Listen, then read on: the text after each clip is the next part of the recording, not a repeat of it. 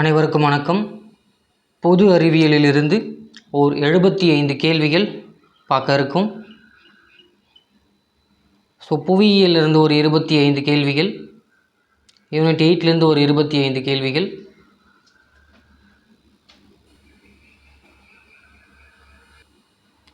வரலாறிலிருந்து ஒரு 25 கேள்விகள், மொத்தம் 75 கேள்விகள் பார்க்க இருக்கும். வாங்க பார்க்கலாம். ஃபர்ஸ்ட் கொஷின், பின்வரும் கூற்றை காண்க. கூற்று 1, தமிழ்நாடு இந்தியாவின் 10வது பெரிய மாநிலமாகும் அப்படின்னு கொடுத்துருக்காங்க. இல்லையா, தமிழ்நாடு இந்தியாவின் 11வது பெரிய மாநிலம் இல்லையா. அப்போ ஒன்று இங்கே தவறாக இருக்கிறது. இரண்டாவது, சிவஜோதி பர்வத் என்று அழைக்கப்படுவது பொதிகை மலையாகும் அப்படின்னு கொடுத்துருக்காங்க. செகண்ட் ஒன் சரிதான். சரியா. பொதிகை மலை எவ்வாறெல்லாம் அழைக்கப்படுது? சிவ ஜோதி பர்வத் இல்லையா, அகத்தியர் மலை,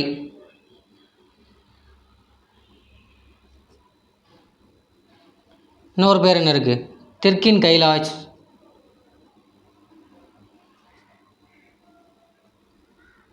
இல்லையா.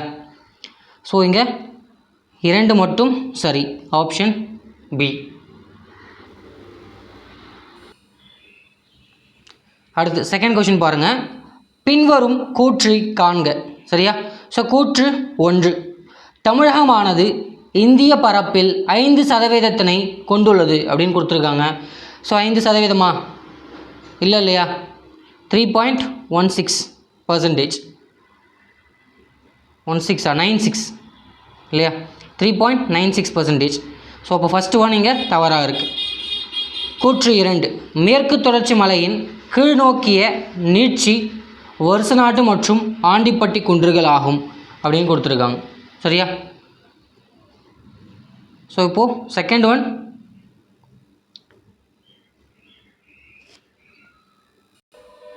இங்கே சரியாக தான் இருக்குது. அப்போது ஃபஸ்ட் ஒன் தான் தவறு. சரியா. மேற்கு தொடர்ச்சியில் ஏலமலை இருக்கு இல்லையா, அதுக்கு கிழக்கு நோக்கி சரிஞ்சிருக்கும். Second one option A. 5% கிடையாது, 3.96%. சரியா. மூன்றாவது கேள்வி பாருங்கள். தவறான கூற்று எது அப்படின்னு கேட்டிருக்காங்க. சரியா. தமிழ்நாட்டின் உயர்ந்த மலை நீலகிரி மலையாகும் அப்படின்னு கொடுத்துருக்காங்க. சரியா. நீலகிரியில் கிட்டத்தட்ட 24 சிகரங்கள் இருக்குது இல்லையா. தொட்டபெட்டா, முக்குருத்தி எல்லாமே அங்கே தான் இருக்குது இல்லையா. ஃபஸ்ட் ஒன் சரி. அப்போ second one, Nilgiri biosphere reserve Tamil Nadu, Karnataka, Kerala எல்லையில் உள்ளது அப்படின்னு கொடுத்துருக்காங்க. சரியா. பியோஸ்பியர் ரிசர்வ் அப்படின்னா என்ன? உலக என்ன சொல்லுவாங்க, உயிர்கோள காப்பகம்ன்றாங்க இல்லையா. அதுதான். நீலகிரியில் 1986 வச்சுருப்பாங்க. அது 2012 உலக பாரம்பரிய ஸ்தலமாக அங்கீகரிக்கப்பட்டிருக்கும். சரியா. அப்போது தேர்ட் ஒன் கர்நாடகா கேரளா எல்லைன்னு கொடுத்துருக்காங்க இல்லையா. அது சரியாக தான் இருக்கும். இப்போ இங்கே ரெண்டுமே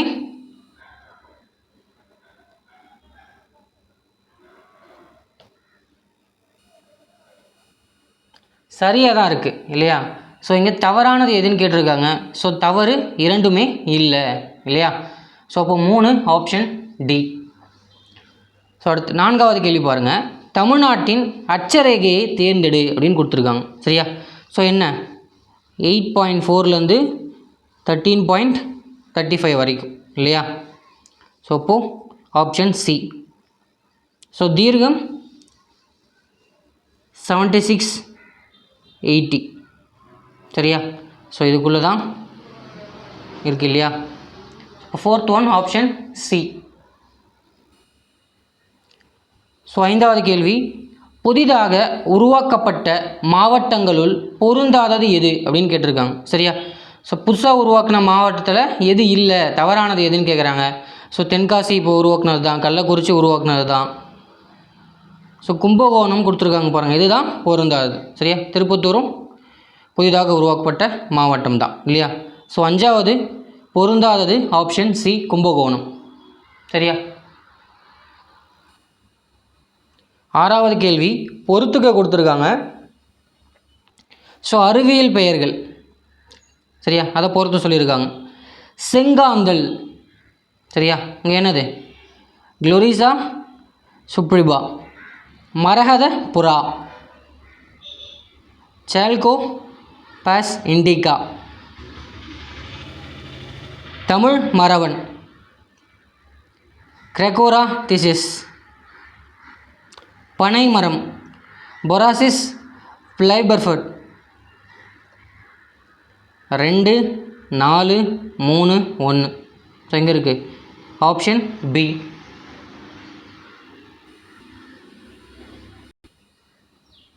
7வது கேள்வி பாருங்கள். தமிழ்நாட்டின் மொத்த நிலப்பரப்பு கேட்டிருக்காங்க சரியா. ஸோ தமிழ்நாட்டின் மொத்த நிலப்பரப்பு என்ன? 1,30,30,058 ஸ்கொயர் கிலோமீட்டர் இல்லையா?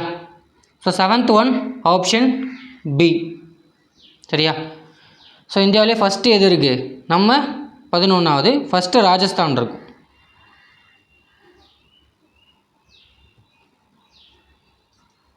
சரியா? ஸோ அடுத்து 8வது கேள்வி பாருங்கள். தமிழ்நாட்டின் தீவுகளுள் அல்லாததை தேர்வு செய்க அப்படின்னு கொடுத்துருக்காங்க.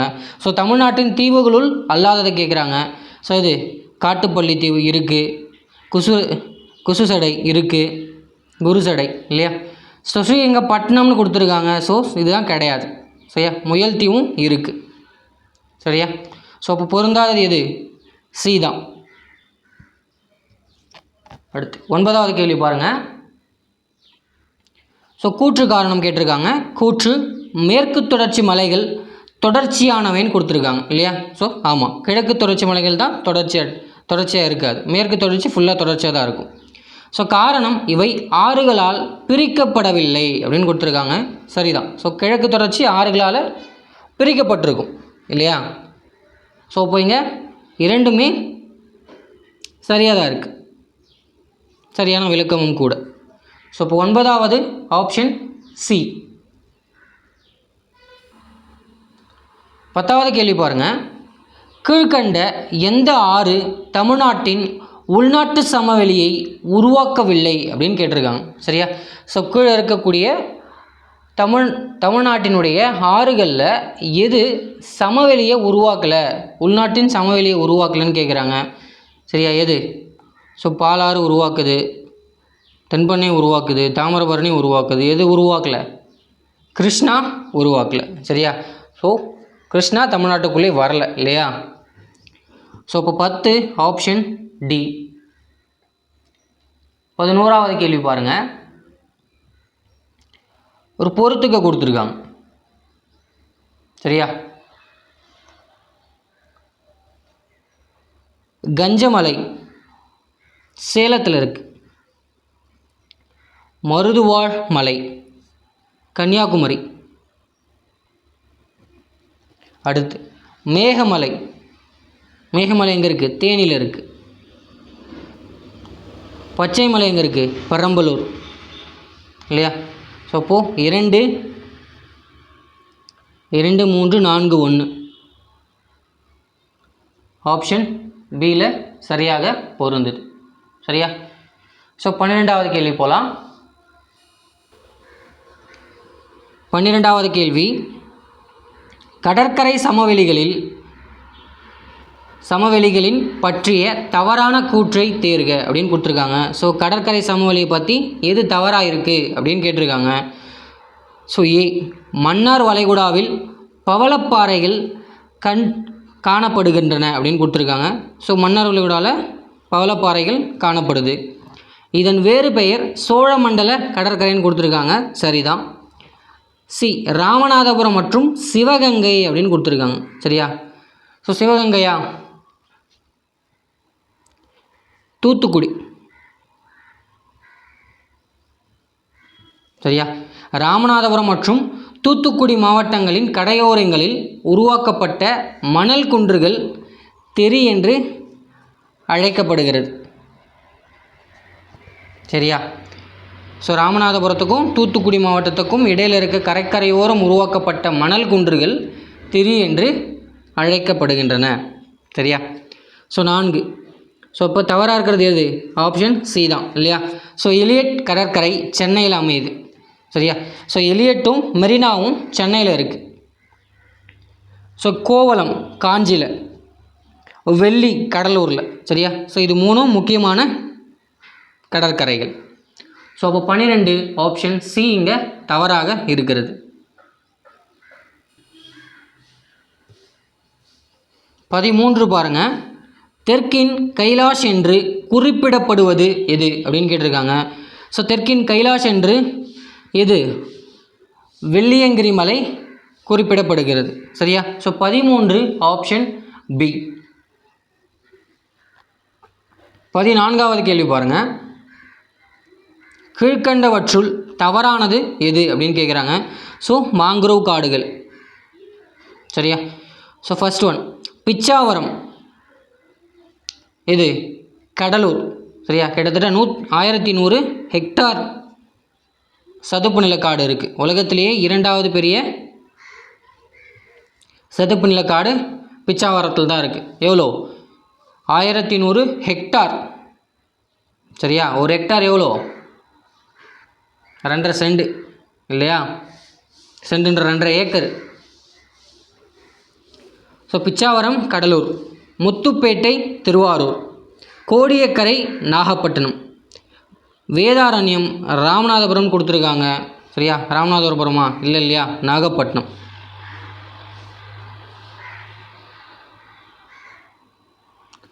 ஸோ இங்கே 14 ஆப்ஷன் இங்கே 4வது தவறாக இருக்குது. சரியா? ஆப்ஷன் டி தவறாக இருக்குது. 15வது கேள்வி. பழனி குன்றுகள் மற்றும் நீலகிரி மலைப்பகுதிகளில் காணப்படும் மிதவெப்ப மண்டல மலைக்காடுகளின் பெயர் என்ன அப்படின்னு கேட்குறாங்க. சரியா? ஸோ பழனி குன்றுகளும் நீலகிரி மலைப்பகுதியும் காணப்படக்கூடிய மிதவெப்ப மலைகள், வெப்பமண்டல மலைக்காடுகளினுடைய பெயர் என்ன அப்படின்னு கேட்குறாங்க. ஸோ என்ன? சோலை காடுகள் அப்படின்னு சொல்கிறாங்க. சரியா? ஸோ மிதவெப்பமண்டல மலைக்காடுகள் எங்கே தான் இருக்குது? கேரளா, கர்நாடகா மற்றும் தமிழ்நாடு, இது 3 தான் இருக்குது இல்லையா? ஸோ 15 ஆப்ஷன் சி இங்கே சரியாக இருக்குது. 16வது கேள்வி பாருங்கள். கூற்று தாமிரபரணி தமிழ்நாட்டின் செந்நிற நதி என அழைக்கப்படுகிறது இல்லையா? ஸோ தமிழ்நாட்டின் செந்நிற நதி என்று அழைக்கப்படுகிறது. ஆமாம். காரணம் இங்கு செம்மண் துகள்கள் அதிகமாக காணப்படுகிறதுன்னு கொடுத்துருக்காங்க. ஸோ இங்கே 2மே சரியாக தான் இருக்குது. So option A. சரியா? ஸோ தாமிரபரணி ஸோ தென்னிந்தியாவின் வற்றாத ஒரே நதி இல்லையா? So 16 option A. 17வது பாருங்கள். பொதிகை மலை வேறு எவ்வாறு அழைக்கப்படுகின்றது அப்படின்னு கேட்குறாங்க. சரியா? ஸோ பொதிகை மலை வேறு எப்படிலாம் அழைக்கப்படுது அப்படின்றது கேள்வி. ஸோ எப்படிலாம் அழைக்கப்படுது நம்ம ஃபஸ்ட் கொஸ்டின்லேயே பார்த்தோம் இல்லையா? சிவஜோதி பர்வத், அகத்தியர் மலை, தெற்கு கைலாயம் இல்லையா? ஸோ மேற்கண்ட 3ம் எல்லாமே சரிதான், அனைத்தும் சரி.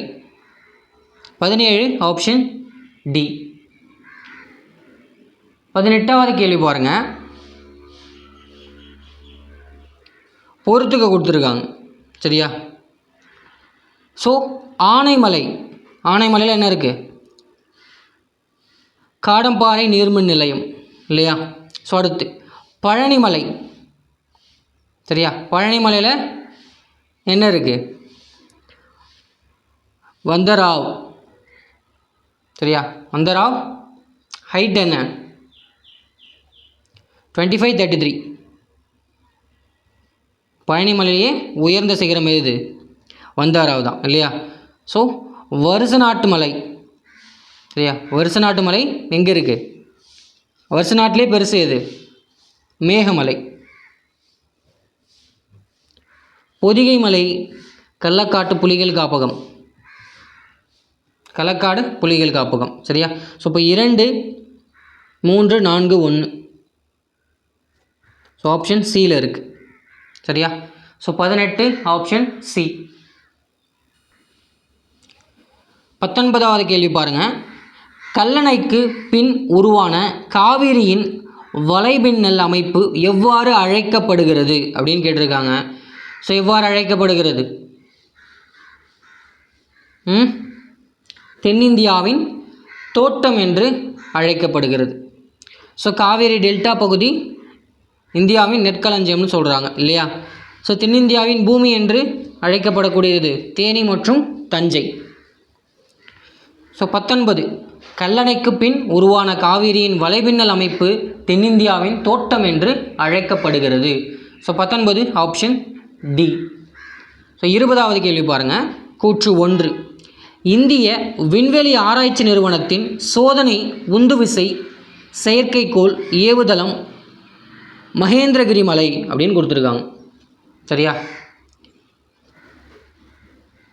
சோதனை உந்துவிசை செயற்கைக்கோள் ஏவுதல் தளம் வந்து மகேந்திரகிரி மலை எங்கே இருக்குது? திருநெல்வேலியில் இருக்குது.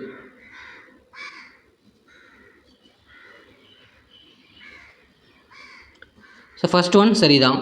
செகண்ட், காவலூர் வனவியல் தொலைநோக்கி மையம். ஸோ இது எங்கே இருக்குது? கல்வராயன் கொடுத்துருக்காங்க இல்லையா. ஸோ என்ன மலை? ஜவ்வாது மலை இல்லையா. ஸோ கிட்டத்தட்ட ஒரு 100 ஏக்கர் பரப்பளவில் 1986 உருவாக்கப்பட்டது. சரியா? யாரால்? 86 யாரால் ஆச்சுருந்தா ராஜீவ்காந்தி அவர்களால் உருவாக்கப்பட்டிருக்கும். சரியா? ஸோ இப்போது இங்கே கூற்று 1 சரி 2 தவறு இல்லையா. ஸோ 20 ஆப்ஷன் ஏங்க சரியான விடை. 21வது கேள்வி பாருங்கள். தமிழ்நாட்டின் மிக அதிக அளவு மழை பொழியும் இடம் எது அப்படின்னு கேட்குறாங்க. ஸோ எது? சின்ன கல்லாறு. சரியா? ஸோ வால்பாறை வட்டத்துக்குள்ளே இருக்கக்கூடிய சின்ன கல்லாறில் தான் தமிழ்நாட்டின் மிக அதிக மழை பொழிவு இருக்கிறது இல்லையா. So 21 option C. 22 பாருங்கள். தமிழகத்தில் காலநிலையானது பின்வரும் எந்த காலநிலையுடன் பொருந்தியுள்ளது அப்படின்னு கேட்டிருக்காங்க. ஸோ இது வெப்பமண்டல காலநிலை, கடற்கரையோர காலநிலை இல்லையா. ஸோ இது ரெண்டுமே இங்கே சரியாக தான் வரும் இல்லையா. ஸோ 22 வெப்பமண்டல காலநிலையும் கடற்கரையோர காலநிலையும் பொருந்தி தான் இருக்குது. ஸோ ஆப்ஷன் சி சரிதான்.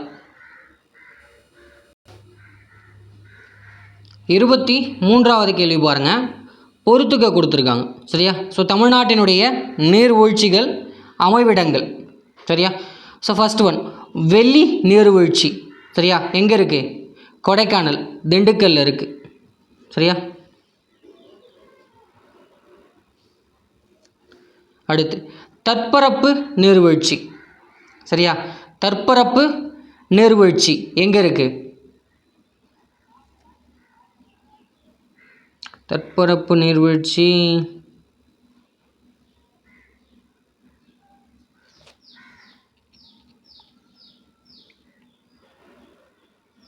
கன்னியாகுமரி தான். சரியா? ஸோ கன்னியாகுமரியில் கலசேகரம் அப்படின்ற ஊரில் இருக்குது. சரியா? ஸோ அது வந்து குமரி குற்றாலம் அப்படின்னு சொல்லுவாங்க. ஸோ தற்பரப்பு நீர்வீழ்ச்சியை குமரி குற்றாலம் அப்படின்னு சொல்லுவாங்க. ஸோ தேர்டு சுருளி நீர்வீழ்ச்சி எங்கே இருக்குது? தேனியில் இருக்குது. அடுத்து ஆகாய கங்கை நீர்வீழ்ச்சி. சரியா? எங்கே இருக்குது? நாமக்கல்ல இருக்குது. சரியா? ஸோ கொல்லிமலை அந்த பகுதியில் இருக்குது. ஸோ இப்போ 4 2 3 1 4 3 4 3 2 1 ஆப்ஷன் பி இங்கே சரியாக பொருந்திருக்கு. ஸோ வெள்ளி நீர்வீழ்ச்சி திண்டுக்கல், கொடைக்கானலில் இருக்குது, திண்டுக்கல் இருக்குது. தற்பரப்பு நீர்வீழ்ச்சி கன்னியாகுமரியில். ஸோ தற்பரப்பு நீர்வீழ்ச்சியை குமரி குற்றாலம் அப்படின்னும் அழைக்கப்படுது. ஸோ சுருளி நீர்வீழ்ச்சி தேனியில், ஆகாய கங்கை நாமக்கல்ல. சரியா? ஸோ அடுத்து 24. சரியா? ஸோ ஒரு பொறுத்துக்க கொடுத்துருக்காங்க. ஸோ பார்க்கலாம். ஸோ மணல்கள் அது எங்கே அதிகமாக இருக்குன்னு கேட்டிருக்காங்க. சரியா? ஸோ வண்டல் மண் எங்கே அதிகமாக இருக்குது? ஸோ திருநெல்வேலியில் அதிகமாக இருக்குது. சரியா? ஃபஸ்ட் ஒன் 5 எங்கே இருக்குது? அப்போது 1 தான் இருக்குது இல்லையா? So 24 option C. அப்போது கரிசல் மண் விருதுநகர், செம்மண் சிவகங்கை, சரளை மண் நீலகிரி, உவர் மண் வேதாரண்யம் இல்லையா? So 24 option D. ஸோ ஏதாவது ஒன்று கிடைச்சாலே ஸோ எல்லாமே கிடைச்சிது. ஸோ 25வது கேள்வி பாருங்கள். தவறான இணையை தேர்ந்தெடு அப்படின்னு கொடுத்துருக்காங்க. சரியா? ஸோ ஏ சோலைக்கரடு பழனிமலைன்னு கொடுத்துருக்காங்க. ஸோ இங்கே ஃபஸ்ட்டு ஒன்றே தவறாகத்தான் இருக்குது. சரியா? ஸோ பழனிமலையா? சேர்வராயன் மலை. ஸோ செகண்டு மேல்பட்டு ஜவ்வாது மலை, அரப்பளீஸ்வரர் கோவில் கொல்லிமலை, சென்னிமலை ஈரோடு இல்லையா? ஸோ இப்போ 25 தவறாக இருக்கிறது தான் ஆப்ஷன் ஏ சோலைக்கரடு பழனிமலை கிடையாது, சேர்வராயன் மலை. 26வது கேள்வி பாருங்கள். பின்வரும் கூற்றுகளில் சரியானது எது அப்படின்னு கேட்டிருக்காங்க. ஸோ இங்கே எது சரியாக இருக்குது? பிரிட்டிஷ் இந்தியாவின் முதல் சட்டமன்ற நியமன உறுப்பினர் அப்படின்னு கேட்டிருக்காங்க. சரியா? ஸோ இங்கே இங்கிலீஷ்லேயும் பார்த்துருங்க, உமன் தான் கொடுத்துருக்காங்க, இங்கே பெண்ணுன்றது விடுபட்டுருக்கு. சரியா? ஸோ இப்போது சரிதான். முத்துலட்சுமி ரெட்டி மகாராஜா கல்லூரியில் கல்வி பயின்றார்னு கொடுத்துருக்காங்க, கிடையாது, சென்னை மருத்துவக் கல்லூரி தான்.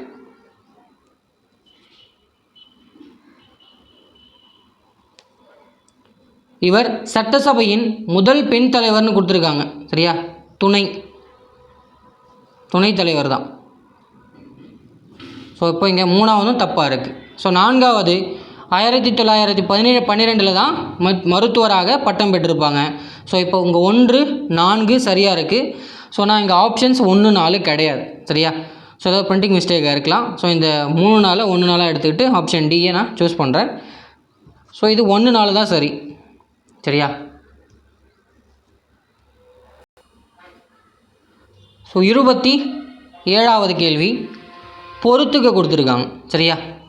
ஸோ முத்துலட்சுமி ரெட்டி சரியா தேவதாசி ஒழிப்பு மசோதா 1929 கொண்டு வந்திருப்பாங்க இல்லையா? ஸோ மூவலூர் ராமாமிர்தம் ஸோ தமிழகத்தின் அன்னி பெசன்ட் என்று அறிஞர் அண்ணாவால் அழைக்கப்பட்டவங்க. எஸ் தருமாம்பாள் வீரத்தமிழன்னை பட்டம் பெற்றவர். சரியா? 1951 கொடுத்துருப்பாங்க. கடலூர் அஞ்சலை அம்மாள் தென்னாட்டின் ஜான்சி ராணி என்று காந்தியால் பாராட்டப்பெற்றவர் இல்லையா? ஸோ இப்போ இங்கே 2, 4, 3, 1 2, 4, 3, 1. ஸோ இப்போ 27 ஆப்ஷன் சி. ஸோ 28வது கேள்வி பாருங்கள். விடுதலை போராட்ட பெண்களின் பிறந்த ஊர்களில் பொருந்தாத இணை எது அப்படின்னு கேட்குறாங்க. சரியா? ஸோ கடலூர் அஞ்சலை அம்மாள் முதுநகர் சரியா கடலூரில் தான் இருக்குது. ஸோ சரியாக தான் இருக்குது. செகண்ட் டாக்டர் முத்துலட்சுமி ரெட்டி புதுக்கோட்டையில் தான் பிறந்துட்டாங்க. தருமாம்பாள் சரியா? ஸோ இங்கே திருவாரூர்னு கொடுத்துருக்காங்க, கிடையாது, தஞ்சை. சரியா? ஸோ தஞ்சையில் கருத்தான்குடி.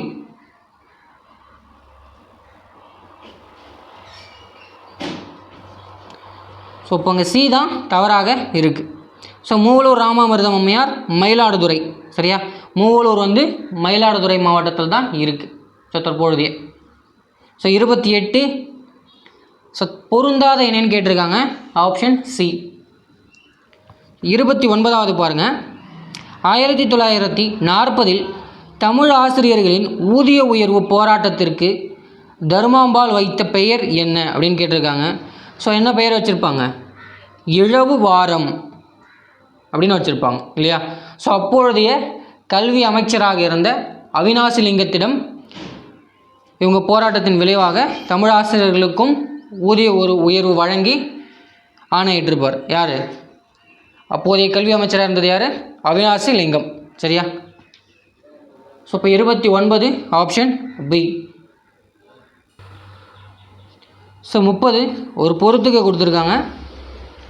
1938 சரியா மொழிப்போர் பேரணி 1940 இழவு வாரம் இப்போ தான் பார்த்தோம் இல்லையா. ஸோ 36 ஸோ தாசிகளின் மோசவலை.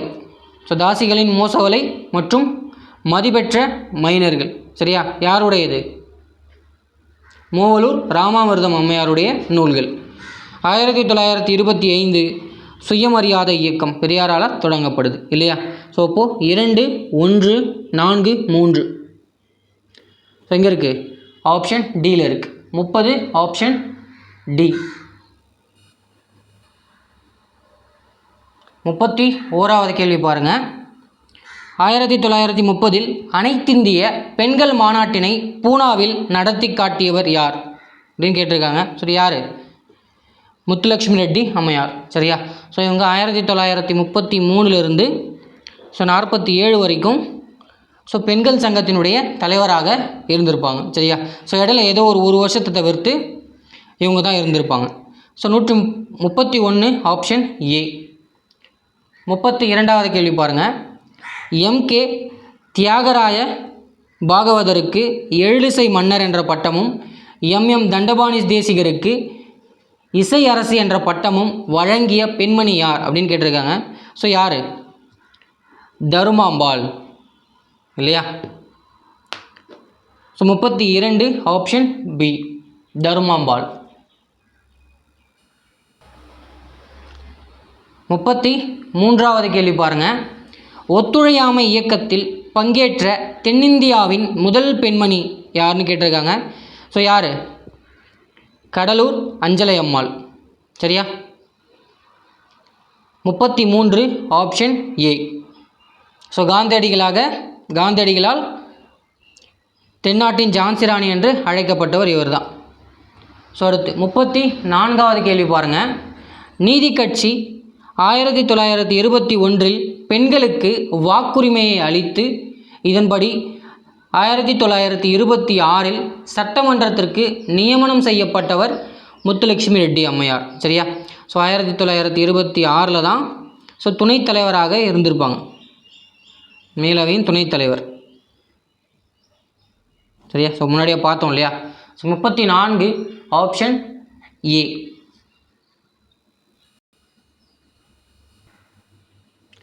ஸோ 35வது கேள்வி பாருங்கள். 1942 வெள்ளையனே வெளியேறு இயக்கத்தில் கலந்து கொண்டு கைதாகி அஞ்சலை அம்மாள் எந்த சிறைக்கு அனுப்பப்பட்டார் அப்படின்னு கேட்டிருக்காங்க. ஸோ எந்த சிறை? பெல்லாரி சிறைக்கு அனுப்பப்பட்டிருப்பாங்க. சரியா. ஸோ கடலூர் சிறையிலும் இருந்திருப்பாங்க, திருச்சி சிறையிலும் இருந்திருப்பாங்க. சரியா. ஸோ ஆனால் 42 வெள்ளையனே வெளியேறு இயக்கத்தின் போது கைது செய்யப்பட்ட போது பெல்லாரி சிறைக்கு அனுப்பப்படுறாங்க. So 35 option A. ஸோ 36வது கேள்வி. பின்வரும் சரியான கூற்றுகளை கண்டறி அப்படின்னு கொடுத்துருக்காங்க. ஸோ ஃபர்ஸ்ட் ஒன், தமிழர்களால் வீரமங்கை எனவும் தென்னிந்தியாவின் ஜான்சி ராணி எனவும் வேலு நாச்சியார் அழைக்கப்பட்டார். சரிதான். காந்தியடிகள் அஞ்சலை அம்மாளை தென்னாட்டின் ஜான்சி ராணி என்று அழைத்தார். சரிதான். அறிஞர் அண்ணா மூவலூர் அம்மையாரை ராமாமிர்தம் அம்மையாரை தமிழகத்தின் அன்னி பெசன்ட் என அழைத்தார். சரிதான். தருமாம்பாள் வீரத்தமிழன்னை என்று அழைக்கப்படுகிறார். ஸோ எல்லாமே இங்கே சரியாக இருக்கிறது. ஸோ 36 அனைத்தும் சரி. Option D. 37வது கேள்வி பாருங்கள். ஒரு பொறுத்துக்க கொடுத்துருக்காங்க. ஸோ தருமாம்பாள் அரசு தொழில்நுட்ப கல்லூரி எங்கே இருக்குது? தஞ்சாவூரில் இருக்குது. சரியா. ஸோ 2வது, முத்துலட்சுமி ரெட்டி புற்றுநோய் மருத்துவமனை எங்கே? அடையார். சரியா. அஞ்சலை கால்வாய். ஸோ அஞ்சலை கால்வாய் எங்கே இருக்குது? தீர்த்தாம் பாளையம். ஸோ இது எங்கே இருக்குது? கடலூரில் தான் இருக்குது. ஸோ கடலூர் கொடுத்துருந்தா ஈஸியாக தெரிஞ்சிருக்கும் இல்லையா. ஸோ அதனால தான் எக்ஸாக்டாக இருக்கிற ப்ளேஸை கொடுத்துருக்காங்க. ஸோ வேலு நாச்சியார் நினைவு மண்டபம் சூரர்குளம். ஸோ எங்கே? Madurai.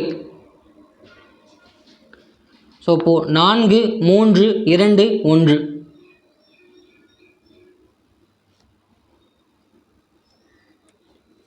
Option A. 37 option A இங்கே சரியாக இருக்குது. 38வது கேள்வி பாருங்கள். கீழ்கண்டவற்றுள் எது சரியாக பொருந்தியுள்ளது அப்படின்னு கேட்டிருக்காங்க. ஸோ ஏ அம்புஜத்தம்மாள் சீனிவாச காந்தி நிலையம். சரியா? ஸோ சரியாக தான் பொருந்திருக்கு. சரியா? அம்புஜத்தம்மாள் சீனிவாச காந்தி நிலையம் என்ற ஒரு அமைப்பை நிறுவியிருப்பாங்க. ஸோ நான் கண்ட பாரதமும் அவங்களுடைய படைப்பு தான் இல்லையா? ஸோ சரியாக எது பொருந்திருக்கு? 38 ஆப்ஷன் ஏ இங்கே சரியாக பொருந்திருக்கு. 39வது கேள்வி பாருங்கள். ஸோ ஒரு பொறுத்துக்க கொடுத்துருக்காங்க. சரியா? ஸோ ஏ அரசியல் மணி என்று அழைக்கப்படக்கூடியவர் யார்? மணியம்மை. கள்ளுக்கடை மறியலில் ஈடுபட்டவர் நாகம்மை. வீணை இசைக்கலைஞர் யார்? ருக்மணி லக்ஷ்மிபதி. சரியா? உப்பண்ணதுக்காக கைது செய்யப்பட்ட அபராதம் கட்டின முதல் பெண்மணி இவங்க தான் இல்லையா? ஸோ அமைச்சராக இருந்திருக்காங்க, துணை சபாநாயகராகவும் இருந்திருக்காங்க. சரியா? ஸோ அடுத்து அக்கம்மா அல்லது அக்கா அம்மா என்று அழைக்கப்படக்கூடியவர் அம்புஜத்தம்மான்னு கொடுத்துருக்காங்க. ஸோ இது நான் எங்கேயும் படித்த மாதிரி தெரியல. ஸோ இது உங்களுக்கு தெரிஞ்சிருந்தால் இந்த கமெண்ட் பண்ணுங்கள், இந்த D1. சரியா? ஸோ இப்போ இங்கே கொடுக்கறதுபடி வச்சு பார்த்தோம்னா 4, 3, 2, 1. ஸோ இங்கே ஆப்ஷன் ஏ பொருந்தது. 40வது கேள்வி பாருங்கள். கேப்டன் லக்ஷ்மி பற்றிய பொருந்தாத கூற்றினை கண்டறி. சரியா? ஸோ ஏ இவர் 9ஆம் வகுப்பு பயிலும் போதே மருத்துவராக வேண்டும் என்று தீர்மானித்தார். 1930 இடைநிலை கல்வியை ராணிமேரி கல்லூரியில் தொடங்கினார். 1972 சரியா? ஸோ ஜப்பானிய போரில் கலந்து கொண்டான்னு கொடுத்துருக்காங்க. ஸோ இதுதான் இங்கே தவறாக இருக்கிறது. ஸோ ஜான்சி ராணி படை சிங்கப்பூரில் 500 பெண்களை தேர்ந்தெடுக்க தொடங்கப்பட்டது அப்படின்னா இதுவும் கரெக்டு தான். சரியா? ஸோ ஜான்சி ராணின்ற பிரிவுக்கு தலைமை ஏற்றவங்க கேப்டன் லக்ஷ்மி இல்லையா? ஸோ இவங்க 2002 நம்ம அப்துல் கலாம் ஐயா அவர்கள் குடியரசுத் தலைவர் தேர்தலில் போட்டியிடும் போது இடதுசாரிகளின் வேட்பாளராக வந்து இவங்க போட்டியிட்டிருப்பாங்க. சரியா? ஸோ இதில் தவறாக பொருந்திருக்கிறது ஆப்ஷன் சி. 46வது கேள்வி பாருங்கள். மதிப்பெற்ற மைனர் என்ற புத்தகத்தின் ஆசிரியர் யார் அப்படின்னு கேட்டிருக்காங்க. ஸோ யார்? மூவலூர் ராமாமிர்தம் அம்மையார். சரியா? ஸோ மதிப்பெற்ற மைனர்கள் தாசிகளின் மோசவலை அப்படின்ற 2 புத்தகங்களை மூவலூர் ராமாமிர்தம் அம்மையார் எழுதியிருப்பாங்க. So 46 option A. 47வது கேள்வி பாருங்கள். ஔவை இல்லம் யாரால் தொடங்கப்பட்டது அப்படின்னு கேட்டிருக்காங்க. ஸோ யாரால் தொடங்கப்பட்டிருக்கு? முத்துலட்சுமி ரெட்டி அம்மையாரால் தொடங்கப்பட்டிருக்கும். சரியா? ஸோ 1949 தொடங்கியிருப்பாங்க. ஸோ அடையாரில். ஸோ 1952 புற்றுநோய் ஆராய்ச்சியகமாக மாறியிருக்கும் இல்லையா? ஸோ இதுக்கு அடிக்கல் நாட்ட ஜவஹர்லால் நேரு அவர்களே நேரடியாக வந்திருப்பார். சரியா?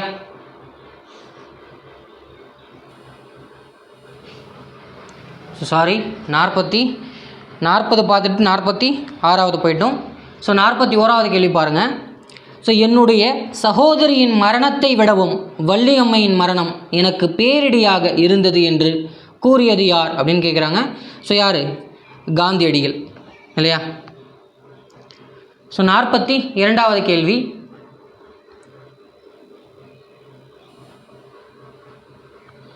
தில்லையாடி வள்ளியம்மை பற்றிய சரியான கூற்றினை தேர்வு செய்க அப்படின்னு கொடுத்துருக்காங்க. இவர் ஜோகன்ஸ்பர்க் இல் பிறந்தார். சரியா? ஸோ 1898 ஜோகன்ஸ்பர்க் நகரில் பிறந்திருப்பார். ஸோ இவருடைய சிறப்பு தென்னாப்பிரிக்காவில் வாழும் இந்தியர் நலனுக்காக பாடுபட்டார். சரிதான். இவர் குடும்பத் தொழில் தமிழகத்தில் நெசவு தொழிலாக இருந்தது. தென்னாப்பிரிக்காவில் காய்கறி கடை வியாபாரம் செய்தார்கள். ஸோ இவர் தபால் தலை வெளியிட்ட ஆண்டு டிசம்பர் 31, 2008. சரியா? ஸோ இங்கே எல்லாமே சரியாகத்தான் பொருந்திருக்கு. ஸோ 42 ஆப்ஷன் டி சரியாக இருக்குது. 43வது கேள்வி பாருங்கள். இந்திய மாதர் சங்கம் நடத்திய பெண்களுக்கான ஸ்ரீ தருமம் என்னும் மாத இதழின் ஆசிரியர் யாருன்னு கேட்குறாங்க. ஸோ யார்?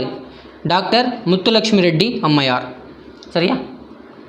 ஸோ அடுத்து 44வது கேள்வி பாருங்கள். அஞ்சலை அம்மாள் பங்கேற்ற போராட்டங்கள் எது எவை? சரியா?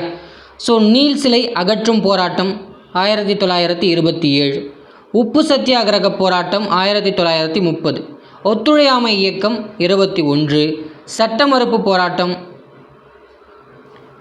32. ஸோ இது இல்லாமல் வெள்ளையனே வெளியேறு 1942. ஸோ இங்கே 44 அனைத்துமே சரியாக இருக்கிறது. சரியா? 45வது கேள்வி பாருங்கள்.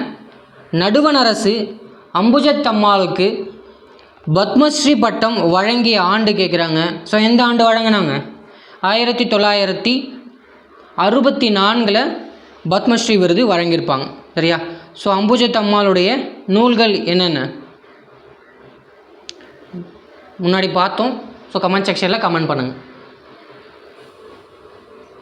ஸோ 46 மதிப்பெற்ற மைனர்கள் மூவலூர் ராமாமிர்தம் அம்மையார் பார்த்துட்டோம்.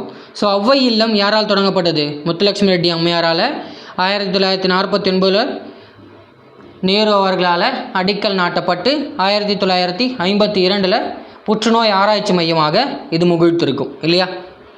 ஸோ 48வது போகலாம். ஸோ 48வது கேள்வி பாருங்கள். கிருஷ்ணம்மாள் ஜெகநாதன் குறித்த தவறான கூற்றினை தேர்வு செய்க அப்படின்னு கொடுத்துருக்காங்க. ஃபர்ஸ்ட் ஒன், காந்திய சர்வோதயா இயக்கத்தில் இணைந்தார். சரிதான். நிலமற்றவர்களுக்காக நிலம் என்ற திட்டத்தை 1771 சொல்லியிருக்காங்க. 1981 தொடங்கியிருப்பாங்க. சரியா? நிலமற்றவர்களுக்கு நிலம் வழங்கும் திட்டம். சரியா? 1981. ஸோ இப்போ இங்கே 2 தான் தவறாக இருக்குது. So option B. 2006 வேதாரண்ய உப்பு சத்தியாகிரக பவள விழாவிற்கு தலைமை தாங்கினார். 2020 பத்மபூஷன் விருதினை பெற்றார். சரியா? ஸோ இங்கே தவறானது எது தான்? ஸோ 1981 அந்த திட்டத்தை வந்து தொடங்கியிருப்பாங்க. ஸோ இங்கே 71 கொடுத்துருக்காங்க. ஸோ பி இங்கே தவறாக இருக்கிறது. ஸோ 49வது கேள்வி பாருங்கள். காந்தியின் வளர்ப்பு மகள் என்று அன்புடன் அழைக்கப்பட்டவர் யார் அப்படின்னு கேட்குறாங்க. ஸோ யார்? அம்புஜத்தம்மாள். சரியா? ஸோ அஞ்சலை அம்மாளை தென்னாட்டின் ஜான்சி ராணி என்று அழைச்சிருப்பாங்க இல்லையா? So 49 option B. 50வது கேள்வி பாருங்கள்.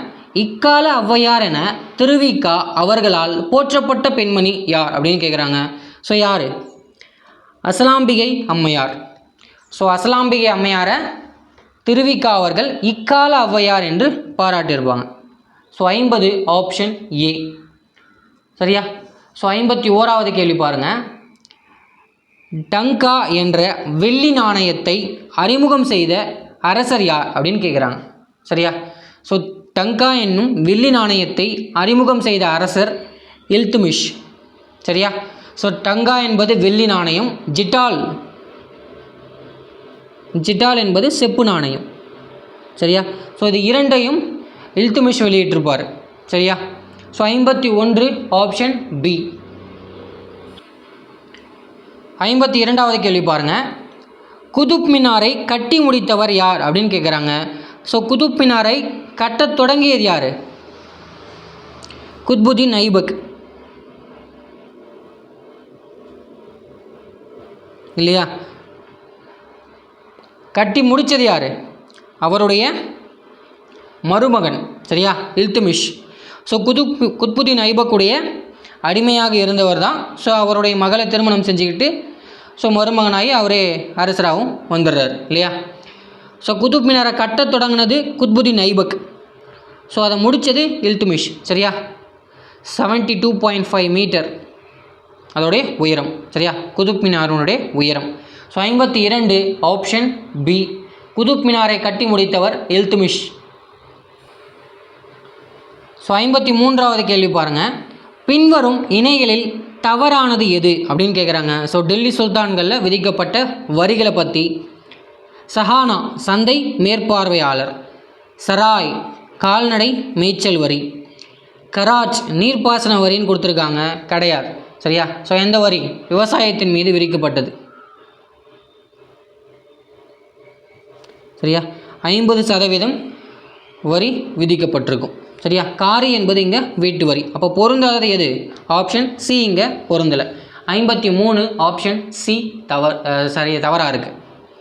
54 ஸோ டெல்லி சுல்தானியத்தை ஆட்சி செய்த 5 வம்சங்களை வரிசைப்படுத்துக அப்படின்னு கொடுத்துருக்காங்க.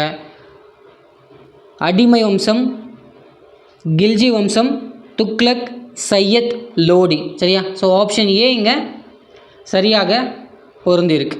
சரியா, ஸோ இதில் அதிக ஆண்டுகள் ஆட்சி செய்த வம்சம் எதுன்னு கமெண்ட் செக்ஷனில் கமெண்ட் பண்ணுங்கள். சரியா, ஸோ சென்டரில் இருக்குது இல்லையா. ஸோ 54 ஆப்ஷன் ஏ இங்கே சரியாக இருக்குது. 55வது கேள்வி பாருங்கள். ஃபெரோஷா துக்ளக்கால் அறிமுகப்படுத்தப்பட்ட வரிமுறைகளை பொறுத்துக அப்படின்னு கொடுத்துருக்காங்க. சரியா, ஸோ கராச் இந்துக்களுக்கான சொத்து வரி, ஜஹாத் முஸ்லீம்களுக்கான சொத்து வரி, ஜசியா முஸ்லீம்கள் அல்லாதவர்களுக்கான வரி. சரியா, அந்த ஜசியா வரி யாரால் அறிமுகப்படுத்தப்பட்டது? குத்புதீன் ஐபக்கால அறிமுகப்படுத்தப்பட்டது. சரியா, ஸோ இது காலப்போக்கில் வழக்கொழுந்து வரும். ஸோ அதை மீண்டும் புதுப்பிச்சது யார் அப்படின்னு கமெண்ட் செக்ஷனில் கமெண்ட் பண்ணுங்கள். ஸோ அடுத்து காம்ஸ் போர் வரி. சரியா, ஸோ இங்கே 4மே நேரடியாக பொருந்திருக்கு. ஆப்ஷன் 1, 2, 3, 4 ஆப்ஷன் ஏ இங்கே சரியாக பொருந்திருக்கு. ஸோ 56வது கேள்வி பாருங்கள். எந்த டெல்லி சுல்தான் இந்தியாவின் அங்காடி சீர்திருத்தத்தை ஏற்படுத்தினார் அப்படின்னு கேட்டிருக்காங்க. சரியா, ஸோ யார்? அலாவுதீன் கில்ஜி அவர்கள். சரியா, ஸோ அலாவுதீன் கில்ஜி ரொம்ப திறமையாக ஆட்சி செஞ்சுருப்பார். சரியா, ஸோ அவரோட காலகட்டங்கள் அவருடைய ஆட்சியும் பெரும்பகுதி தில்லி சுல்தான் விரிவடைஞ்சிருக்கு இல்லையா. ஸோ சந்தை சீர்திருத்தத்தை கொண்டு வந்ததில் ஒரு முக்கிய பங்கு இவருக்கு உண்டு. ஸோ என்ன செஞ்சுருப்பார்? ஸோ சந்தையில் அவங்களுடைய படையாட்களை நிற்க வச்சுருப்பார். யாராச்சும் அதில் ஏமாத்துனா, திருடுனா, இந்த பின்ன கீழே கல்லாம் வச்சு திருடுறாங்க இல்லையா, ஸோ அந்த மாதிரி ஏதாச்சும் பண்ணால், ஸோ அவங்க எவ்வளோ ஏமாத்துறாங்களோ அந்த அளவுக்கு அவங்க உடம்புல இருக்கிற சதையை வெட்டி அதுக்கு நேராக வச்சு எம்மா திருடினாங்களோ அதை வச்சு எடுத்துகிட்டு போயிடுவார் அந்த காவலாளி இல்லையா. ஸோ அந்த மாதிரியான சீர்திருத்தத்தை அலாவுதீன் கில்ஜி செஞ்சார். சரியா, அது கொடுங்கோன்மைன்னு சொல்லலாம், ஆனால் அப்படி பண்ணால் தப்பு குறையுன்றது அவரோட எண்ணப்பாடு இல்லையா. So 56 option B. அங்காடி சீர்திருத்தத்தை ஏற்படுத்தியவர் யாருன்னா அலாவுதீன் கில்ஜி. ஸோ 57வது கேள்வி பாருங்கள். 9 வானங்கள். சரியா, 9 வானங்கள் என்ற நூலின் ஆசிரியர் யாருன்னு கேட்குறாங்க. சரியா, ஸோ 9 வானங்கள் என்ற நூலின் ஆசிரியர் அமீர் குஸ்ரு. சரியா, ஸோ முபாரக் ஷா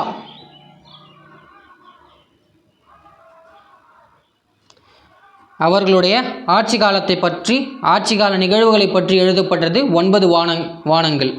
சரியா, அந்த நூலின் ஆசிரியர் யார்? அமீர் குஸ்ரு அவர்கள். சரியா, ஸோ 57 ஆப்ஷன் ஏ. 58 பாருங்கள். தில்லியில் தின்பனான் என்னும் புதிய நகரை உருவாக்கியவர் யாருன்னா ஹுமாயூன்.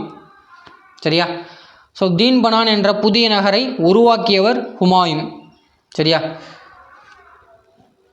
58 option B. ஸோ 59 பாருங்கள். இப்ராஹிம் லோடி முதலாம் பானிபட் போரில் பாபரால் தோற்கடிக்கப்பட்ட ஆண்டு 1526. சரியா, ஸோ பீரங்கி படையை பாபர் கொண்டு வந்திருப்பார்.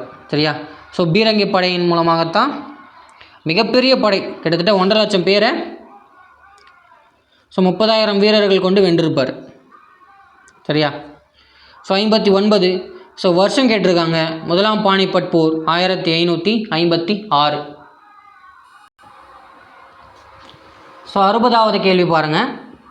தைமூர் படையெடுப்பு நடைபெற்ற ஆண்டு கேட்குறாங்க. சரியா, ஸோ தைமூர் படையெடுப்பு நடைபெற்ற ஆண்டு என்ன? 1398 இல்லையா. ஸோ 60வது கேள்வி ஆப்ஷன் ஏ இங்கே சரியான விடை. 61வது கேள்வி பாருங்கள்.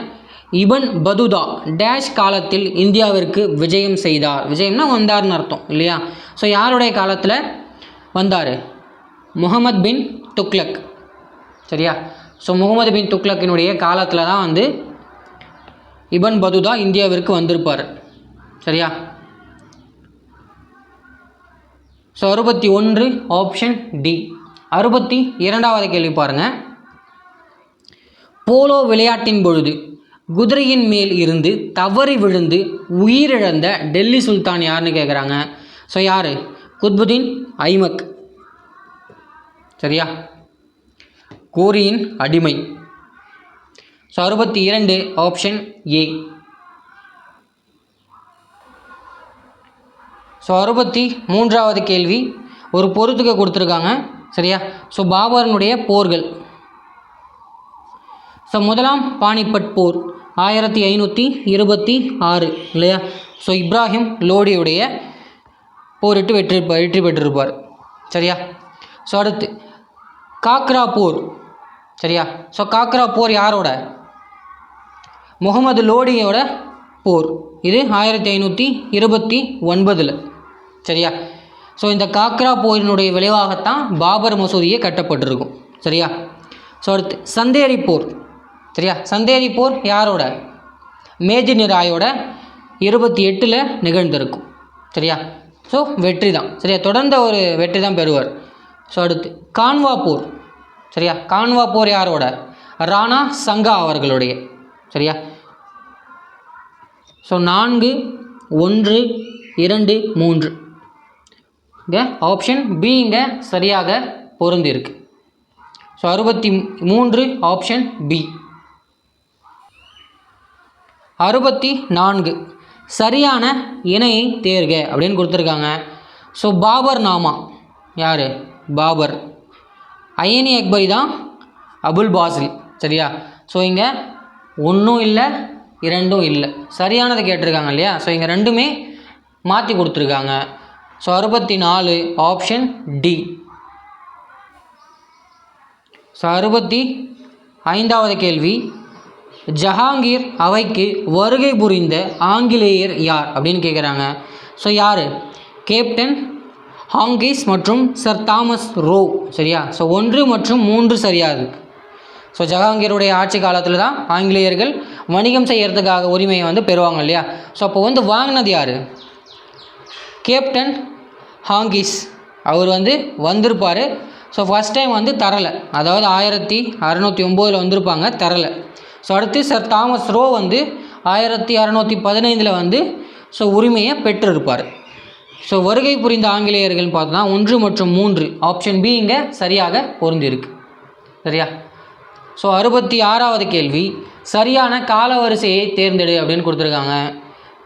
ஸோ பாபர், ஹுமாயூன், அக்பர், ஜஹாங்கீர், அவுரங்கசீப், ஷாஜகான், அவுரங்கசீப் இல்லையா? ஸோ பாபர், ஹுமாயூன், அக்பர், ஜஹாங்கீர், ஷாஜகான், அவுரங்கசீப். சரியா? So 66 option B. 67வது கேள்வி பாருங்கள். மன்சப்தாரி முறையை அறிமுகப்படுத்தியவர் யார் அப்படின்னு கேட்குறாங்க. ஸோ மன்சப்தாரி முறையை அக்பர் 1571 அறிமுகப்படுத்தியிருப்பார். ஸோ படையை பிரிச்சிருப்பார். ஸோ ஒரு சின்ன போருக்கு பெரிய படையை கூட்டு போகிறது, பெரிய போருக்கு சின்ன படை கூட்டு போகிறது, இதெல்லாம் இருக்கக்கூடாது அப்படின்றதுக்காக ஸோ வகைப்படுத்தியிருப்பார். ஸோ அதுதான் மன்சப்தாரி முறை. ஸோ 1571 அறிமுகப்படுத்தியவர் அக்பர். சரியா? ஸோ 68வது கேள்வி பாருங்கள். அடிமைகளின் அடிமை என்று அழைக்கப்பட்டவர் யார் அப்படின்னு கேட்டிருக்காங்க. ஸோ குத்புதீன் ஐபக் ஒரு அடிமை, அவருடைய அடிமை தான் இல்துமிஷ். சரியா? So 68 option D. சரியா? ஸோ கோரியினுடைய அடிமை குத்புதீனுடைய அடிமை தான் இல்துமிஷ். அதனால தான் இவரை அடிமையின் அடிமை என்று அழைக்கப்படுகிறார். So 68 option D. ஸோ 69வது கேள்வி பாருங்கள். ஷாஜகானின் ஆட்சி காலம் முகலாயர்களின் பொற்காலமாக கருதப்படுகிறது ஏனென்றால்? சரியா?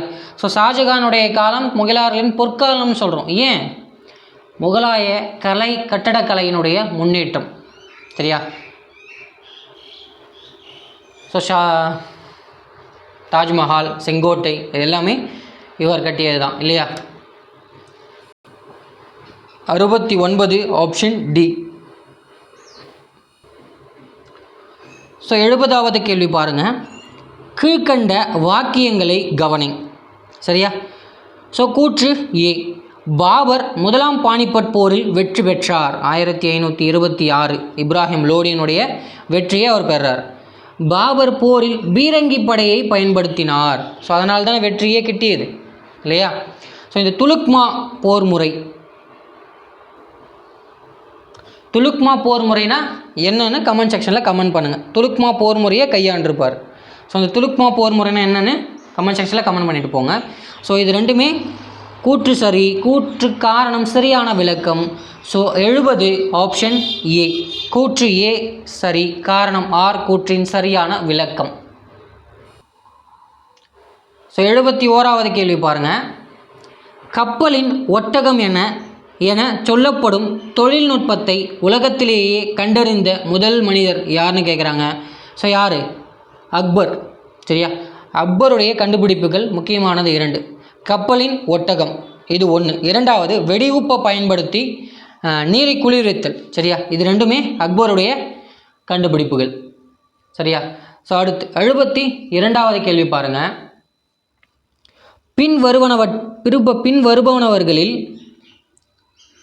பின்வருபவர்களில் அடிமைகளுக்காக தனித்துறையை உருவாக்கியவர் யார் அப்படின்னு கேட்குறாங்க. சரியா? ஸோ அடிமைக்கு ஒரு தனித்துறையை உருவாக்கி அதன் மூலமான சாத்தியக்கூறுகளான விஷயத்தை உருவாக்குனது யார் அப்படின்னு கேட்குறாங்க. ஸோ யார்? ஃபெரோஸ் ஷா துக்ளக். சரியா? கிட்டத்தட்ட 1,80,000 அடிமைகளை வச்சுருந்தார். ஸோ இது மூலமாக கைவினை பொருட்களை உருவாக்கி அதை விற்பனை செஞ்சுருப்பார். சரியா? ஸோ அதுதான் பின்வருபவர்களில் அடிமைகளுக்கான தனித்துவமான துறை வச்சிருந்தவர் ஃபெரோஸ் ஷா துக்ளக். சரியா? ஸோ கால்வாய்களின் தந்தை யார் அப்படின்ட்டு கமெண்ட் செக்ஷனில் கமெண்ட் பண்ணுங்கள். ஸோ இன்றைக்கி காலை ப்ரீவியஸ் இயர் கொஷின்ஸ் கிளாஸில் பார்த்துருப்போம். ஸோ அடுத்து 73வது கேள்வி பாருங்கள். முகலாயர் காலத்தில் நவீன நாணய முறையின் தந்தை என அழைக்கப்பட்டவர் யார் அப்படின்னு கேட்குறாங்க. சரியா? ஸோ முகலாயர்கள் காலத்தில் நவீன நாணய முறையின் தந்தை என்று அழைக்கப்படுறது யார்? ஷெர்ஷா. சரியா? ஸோ உமாயூன்ட்டிருந்து ஆட்சியை பறிச்சவர் இவர் தான் இல்லையா? ஸோ இவருடைய முக்கியமான ஒரு கூற்று இருக்குது. என்னது?